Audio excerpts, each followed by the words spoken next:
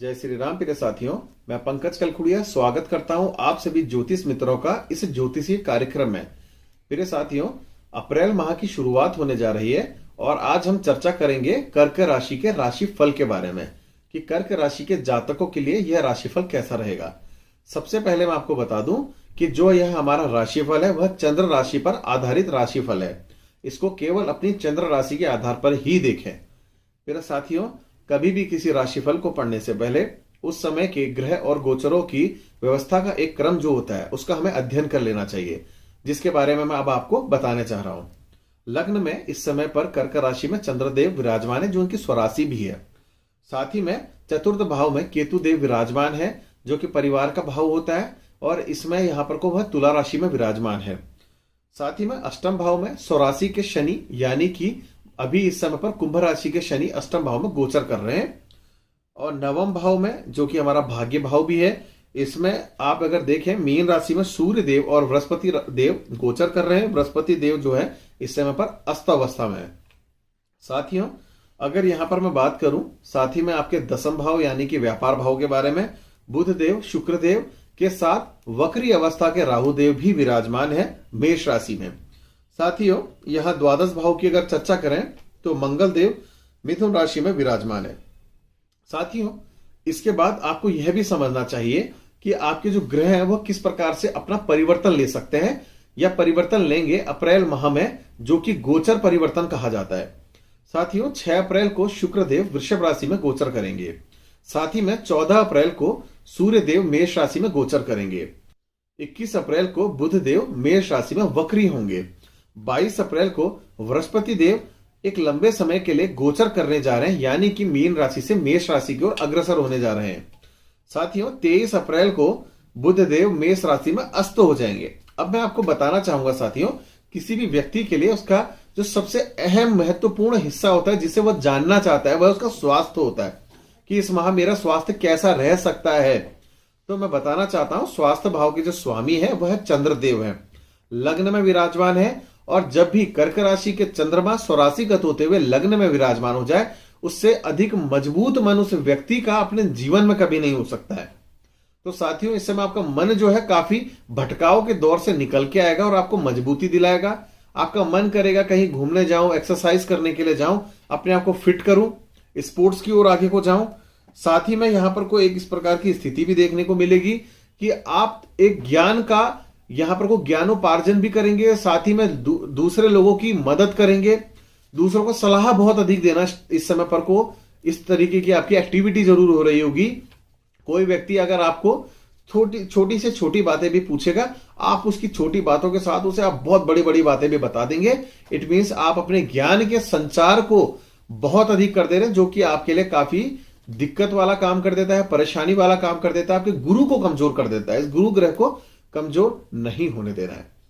साथियों, बात कर लेते हैं आपके द्वितीय भाव यानी कि आपके धन वाले भाव के बारे में। आपकी जो एक्टिव इनकम है, इस समय इस भाव के जो स्वामी है वह सूर्य देव है और नवम भाव में गोचर कर रहे हैं।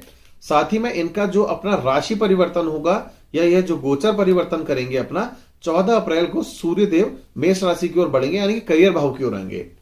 देखिए, जिन व्यक्तियों ने कहीं लंबे समय से पैसा निवेश नहीं किया था अब कर सकते हैं, उनका पैसा यहां पर को डूबने से बचे रहेगा। दूसरी बात, आपका भाग्य आपका एकाएक आपके व्यापार की ओर आपको साथ देता हुआ दिखाई देगा। तीसरी बात, एकदम से धन का फ्लो 2 या 3 जगह से आना स्टार्ट हो जाएगा या आपकी रुकी हुई इनकम आपको मिल सकती है।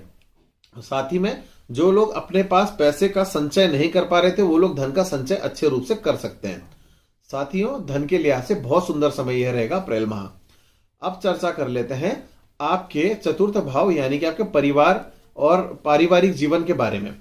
पारिवारिक जो जीवन रहेगा, इस भाव के जो स्वामी है वह ठीक 7वें घर में सामने पर को बैठे हैं। इट मीन्स चौथे घर में यानी कि तुला राशि के इस समय पर केतु देव विराजमान है। इसके ठीक सप्तम दृष्टि में मेष राशि में यहां शुक्र देव विराजमान है बुध और राहु देव के साथ। यानी कि घर के अंदर पर को एकाएक खर्चे बढ़ सकते हैं, यानी कि घर के अंदर पर को डेंटिंग पेंटिंग का कार्य, आपकी गाड़ी लंबे समय से खराब थी उसका कार्य हो जाएगा, रेनोवेशन का कार्य हो जाएगा, प्रॉपर्टी के अंदर पर को भी रेनोवेशन और गाड़ी का रेनोवेशन। देखो क्या गजब कॉम्बिनेशन बना है।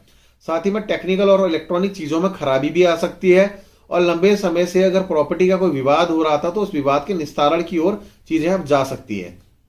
साथियों, यहां पर को आपके पारिवारिक जीवन के बारे में एक बात बता देता हूं कि आपके जो सूर्य यानी कि पिता है उनको किसी प्रकार से मान सम्मान मिलने का भी एक पीरियड यहां पे बन रहा है। चर्चा कर लेते हैं आपके संतान भाव के बारे में। जिन लोगों को लंबे समय से कंसीविंग नहीं हो रही थी, यह माह उनके लिए कुछ अच्छा नहीं दिखाई दे रहा है और आपके संतान को इस समय पर कुछ चोट पटक लगने वाला यह माह बन रहा है, उसकी विशेष रूप से रक्षा करिए। साथियों, चर्चा करते हैं शिक्षा भाव के बारे में। शिक्षा के क्षेत्र में इस समय जो लंबे समय से बच्चे जो पढ़ाई कर रहे थे उनकी शिक्षा भी टूटी हुई है। और साथ ही में आपकी अगर संतान इस समय अगर कर्क राशि की है, आप स्वयं से नहीं है, तो आपकी संतान भी यहां पर को कहीं ना कहीं परेशान है अपनी शिक्षा को लेके, और आप परेशान हो आप अपने संतान को लेकर के। वह कहीं विदेश जाना चाह रही थी, विदेश जाने में प्रॉब्लम्स आ रही है, और उनका जो वीजा वगैरह जो बार बार कैंसिल हो रहा था वो कैंसिल वाली अवस्था में रहेगा। माह के अंत की ओर उनकी वीजा की स्थिति क्लियर होने का भी एक समय दिखाई दे रहा है। आपकी संतान चिड़चिड़ी हो सकती है, नशे की ओर अग्रसर हो सकती है। प्रेम पूर्वक आपके पति उसे, अगर आप महिला है तो आपके पति समझाएं, क्योंकि महिला अगर इस समय पर को कर्क राशि के लोगों को समझाएगी, हालांकि कर्क राशि के लिए महिला प्रधान यहाँ पर को लोग बहुत अच्छे तरीके से चीजों को डील करते हैं अपने बच्चों के साथ, मगर यहाँ पुरुष अगर अभी डील करेगा तो बहुत बड़े रहेगा। साथियों, बात कर लेते हैं आपके जॉब वाले पक्ष के बारे में। इस भाव के जो स्वामी है देवगुरु बृहस्पति हैं, उनका जो इस समय गोचर परिवर्तन हो जाएगा वह 22 अप्रैल को होगा, मगर 22 अप्रैल तक वो यहाँ सूर्य देव के साथ 14 अप्रैल तक का बने रहेंगे। 14 अप्रैल को क्योंकि सूर्य देव अपना मेष राशि परिवर्तन करेंगे यहाँ पर। तो साथियों, आपकी जो इस समय पर को जॉब जो है वो बहुत अच्छी रहेगी। आपके पद प्रमोशन का समय चल रहा है, भाग्य के साथ मिलेगा। साथ ही में अगर लंबे समय से अगर स्ट्रगल कर रहे थे तो वह स्ट्रगल भी दूर हो जाएगा। आपके परिवार में जो कुछ लोग जॉब में नहीं लग पा रहे थे उनकी भी जॉब लगेगी, या जो लोग जॉब में हैं उनके अपने कलीग्स के साथ, ऑफिस के बॉसेस के साथ अगर अच्छा व्यवहार नहीं बन पा रहा था तो वह व्यवहार बहुत अच्छे तरीके से इंप्रूवमेंट होकर के अच्छा उभर के सामने आएगा। साथियों, बात करते हैं प्रेमी और प्रेमिका लोगों के बारे में या आपके मित्र लोगों के बारे में। तो इस भाव के जो स्वामी हैं वह है मंगल देव। इंगित कर रहे हैं कि कहीं ना कहीं एक अच्छी खबर नहीं है आपस में आप लोगों के लिए। यहां पर को हो सकता है कि आपस में अलगाव वाली स्थिति या आपके मित्र आपको धोखा दे दें, इस प्रकार की स्थितियां यहाँ देखने को अवश्य ही मिल रही है इस माह के लिए। साथियों, चर्चा करते हैं आपके दाम्पत्य जीवन के बारे में। इस भाव के स्वामी जो है वह शनिदेव है। शनिदेव बता रहे हैं कि आपके बीच में, दोनों के बीच में इस समय स्थिति बहुत खराब दिन ब दिन बढ़ते जाएगी, और कहीं ना कहीं अगर आपने दोनों ने अपनी बातों को स्टॉप नहीं करी तो रिश्ता तलाक की ओर भी बढ़ सकता है। क्योंकि हॉट टॉक्स जो होती है, एक व्यक्ति अगर चुप हो जाए तो वह समझदारी है, दोनों अगर बोलेंगे तो मुझे नहीं लगता कि यहाँ पर को कोई चीजें सुलझती हुई दिखाई दे रही है। और मैं आपको कहना भी चाहता हूं कि यहाँ पर सुलझती हुई चीजें कम दिखाई देती, क्योंकि आप अपनी जो जुबान है, जुबान वाले भाव को यहाँ शनिदेव देख रहे हैं, उसको एकदम से आप शांत कर पाएंगे, मेरे थोड़ा सा समझ से परे है।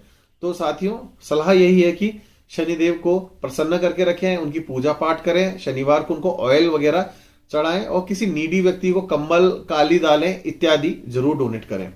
साथियों, व्यापार पक्ष के हिसाब से अगर चीजों को देखें तो व्यापार की स्थिति जो है वो उतनी अच्छी उत्तम होती हुई नजर नहीं आ रही है, क्योंकि शनिदेव अपनी तृतीय दृष्टि से यहाँ पर को अब जो अभी 22 अप्रैल तक का जो स्थिति यहाँ पर को बनाए रखेंगे वह एक अच्छी अनुकूल स्थिति नहीं बनाएंगे। और उसके बाद जब बृहस्पति देव अपना यहाँ गोचर परिवर्तन करेंगे तो उसके बाद कुछ बहुत व्यापार में रिलैक्स जरूर महसूस करा सकता है, मगर करियर के अंदर पर को एक बार आंसू जरूर दिखा देगा, क्योंकि आपके करियर की स्थिति उतनी अच्छी बनती हुई नहीं दिखाई देगी। साथियों, एक छोटा सा उपाय आपके लिए, जिससे आपके लिए यह मंथ बहुत अच्छा बन जाए। रोजाना जब भी खाना खाते हैं, अपने खाना खाने से पहले की रोटी निकाल के गौ माता को जरूर खिलाएं।